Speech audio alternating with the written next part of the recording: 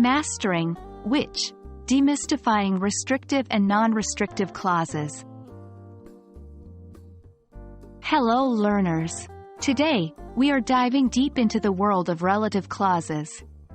We're going to demystify the terms restrictive and non-restrictive clauses with the relative pronoun, which, and how to use them correctly.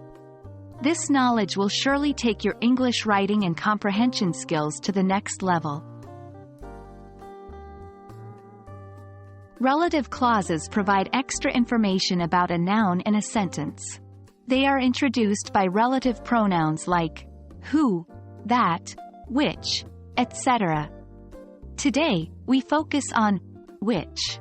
It's primarily used for things, but occasionally for animals as well. Let's look at a sentence. The book, which is on the table, is mine.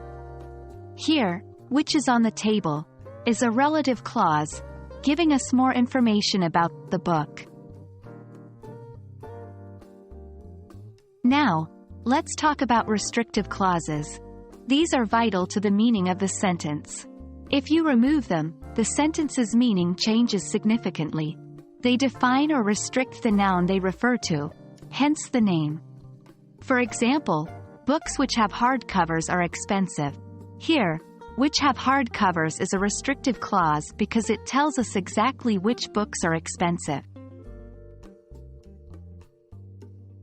On the other hand, non-restrictive clauses are not essential to the sentence.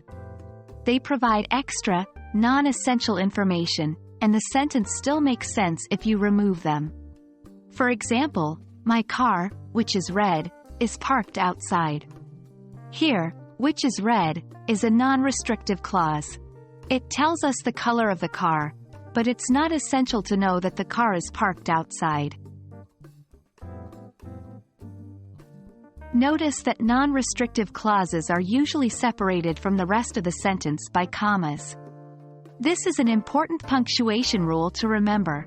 For instance, the Eiffel Tower, which is in Paris, is a famous landmark. The clause, which is in Paris, is a non-restrictive clause, separated by commas. And that wraps up our discussion on restrictive and non-restrictive clauses with which.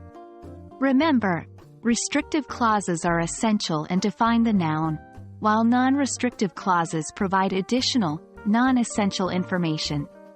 Using commas correctly is crucial when dealing with non-restrictive clauses. Understanding these distinctions will significantly improve your English skills. Happy learning, and see you in our next video.